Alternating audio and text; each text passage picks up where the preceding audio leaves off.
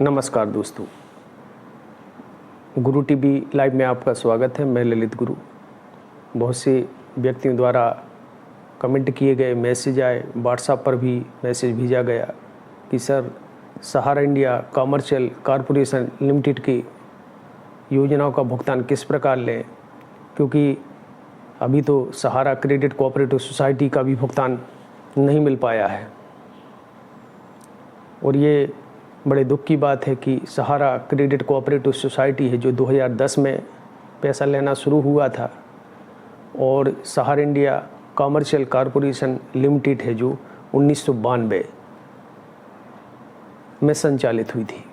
इसकी स्थापना दिवस है जो 2 जनवरी 1992 है, और इसका भुगतान पड़ा हुआ है सहारा यूनिक जैसी स्कीम आदि योजनाओं में।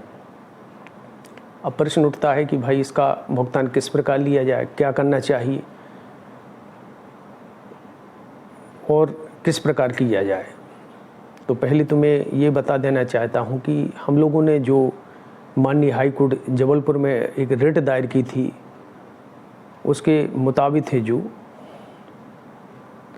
एक अधिकारी, विशेष अधिकारी जिन्हें वाध्य किया गया था कि उक्त समस्या का निराकरण करना है, तो वह थे additional secretary central registrar cooperative society, department of agriculture, corporation and farmers welfare, ministry of agriculture and farmers welfare, कृषि भवन, न्यू दिल्ली। अभी सभी को पता है कि यह एड्रेस चेंज हो गया है कुछ समय पहले, और इसमें एड्रेस जो भारत सरकार सहकारिता मंत्रालय, केंद्रीय पंजीयक सहकारी समितियों का कार्यालय, अटल अक्षय ऊर्जा भवन, CGO कॉम्प्लेक्स, नई दिल्ली, और 110003 हो गया है। कहने का मतलब सहारा कमर्शियल योजना के जो निवेशक हैं, जिनका भुगतान वर्षों से बाकी है, माननीय हाई कोर्ट द्वारा इन्हें नियुक्त किया गया था कि भाई इनका पैसा है जो आप दिलाने हेतु बाध्य किए जाती हैं। पत्र भी आया था ये। अब प्रश्न उठता है कि भुगतान किस प्रकार लिया जाए, क्योंकि भुगतान तो अभी मिला नहीं। अभी तो पोर्टल अकेला कोऑपरेटिव सोसाइटियों के माननीय सर्वोच्च न्यायालय के आदेश अनुसार 4 सोसाइटियों का हुआ है, और उसी में भी है जो ये मैसेज जो आ रहे हैं, कहना चाहिए डिफिशियंसीज कम्युनिकेटेड, यानी कि दस्तावेजों में त्रुटि, कमियां निकाली जा रही हैं। क्या किया जाए? तो मैं सर्वप्रथम आपसे बता देना चाहता हूं कि 1992 में जब आपने कमर्शियल की स्कीमों में पैसा जमा किया होगा, तब आधार कार्ड तो जानकारी अनुसार नहीं था। परिचय पत्र आदि पर खाते खुल लिए जाते थे, और वर्तमान परिवेश में आधार कार्ड की प्रामाणिकता अति आवश्यक हो गई है। ना आपके वह दस्तावेज जो आप भले ही रखे हैं, कल के दिन कंपनी कह देगी यह हमारे निवेशक नहीं है, जो आज हो रहा है, क्योंकि आपका डाटा मैच नहीं खाएगा।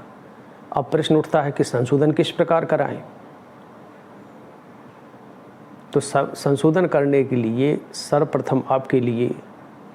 जो आपकी सर्टिफिकेट पर एड्रेस दिया होगा, यदि आपके दस्तावेज में कुछ डेट ऑफ बर्थ, नाम आदि जो भी परिवर्तन हुआ हो, त्रुटि ठीक की गई हो, तो एक एफिडेविट है जो सहारा प्रबंधन के नाम से बनवाएं, और जो भी उसमें एड्रेस लिखा है सर्टिफिकेट के, उसको दर्ज करें, और देने वाले जो निवेशक है वह कहलाने, और उसमें लिख दें कि भाई ये मेरी है जो नाम था, ये इसमें या डेट ऑफ बर्थ है जो भी थी त्रुटि है, और इसे ठीक किया जाना चाहिए, ताकि मैं सहारा इंडिया कमर्शियल कॉरपोरेशन का भुगतान ले सकूं, या पहले से ही आप करा लें। और यदि आप ये नहीं कराएंगे तो आपको भविष्य में कठिनाइयों का सामना करना पड़ेगा। दूसरा काम आपके लिए यह करना है कि आप MCA, ministry of corporate affairs, उस पर है जो आप एक ग्रीवनेंस डालें। ग्रीवनेंस PG पोर्टल के माध्यम से डालें, और उसमें लिखें कि माननीय हाई कोर्ट जबलपुर द्वारा भी 28/288/2022 रिट पिटीशन के तहत है जो भुगतान दिलाने हेतु centre registrar additional secretary department of agriculture corporation farmers welfare को नियुक्त किया गया था। मैं ये शॉर्टकट में बता दिया और इसमें हम आपको स्क्रीन पर दे देंगे पता, जिसके तहत मुझे भी जोड़ा जाए, क्योंकि न्यायालय तो कहीं का भी न्याय हो, यदि हम रिट का मतलब होता है कि सार्वजनिक समस्या, तो आप उसमें लिखते हुए इन चीज़ों का उल्लेख कर दें और एक एप्लीकेशन बनाकर अपने डॉक्यूमेंट्स, आधार कार्ड, यदि उसमें कोई संशोधन त्रुटि है तो वहाँ भी अवगत करा दें और आप है जो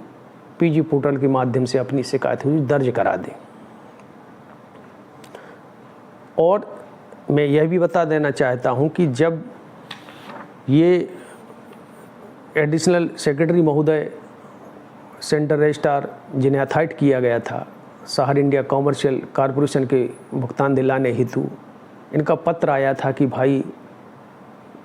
हमने है जो आपके भुगतान दिलाने हेतु, क्योंकि माननीय न्यायालय ने नियुक्त किया था, और हमने है जो to the under secretary IGM ministry of corporate affairs Shastri Bhavan New Delhi को अवगत करा दिया है।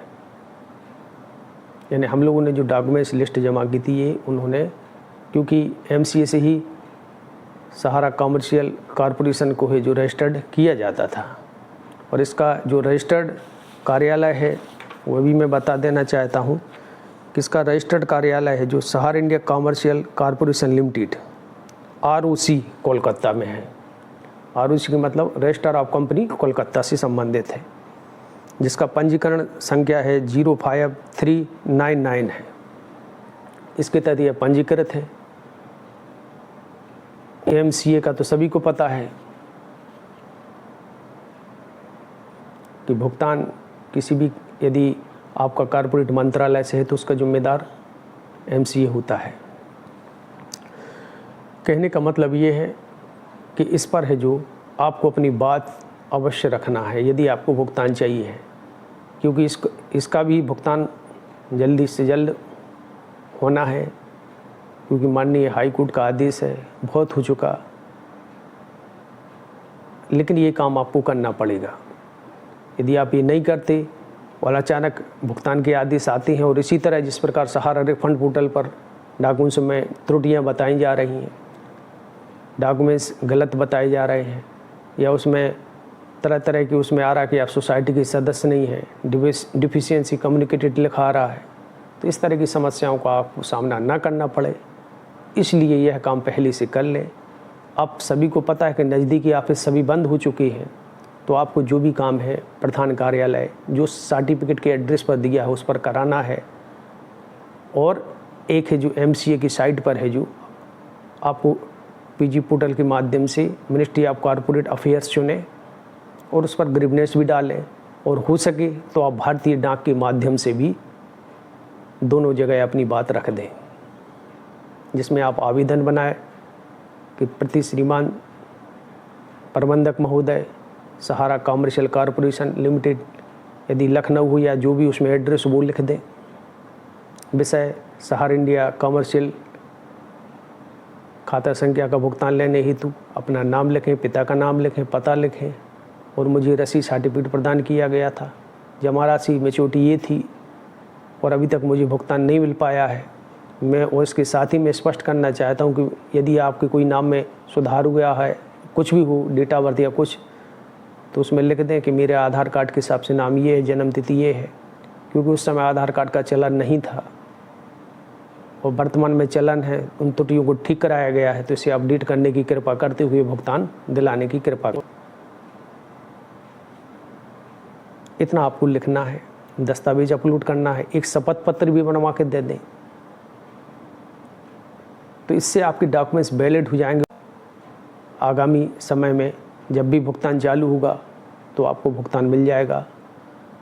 अन्यथा सभी को पता है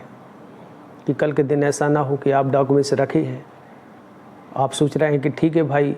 ये होगा तो वो भी मिलेगा, बाद में पता चले आपके दस्तावेज ही त्रुटिपूर्वक हों और लिखा जाए डिफिशियंसीज कम्युनिकेटेड। तो मेरा यह वीडियो बनाने का यही उद्देश्य था कि आपको जानकारी से अवगत कराना। आशा करता हूँ कि यह वीडियो आपको अच्छा लगा होगा।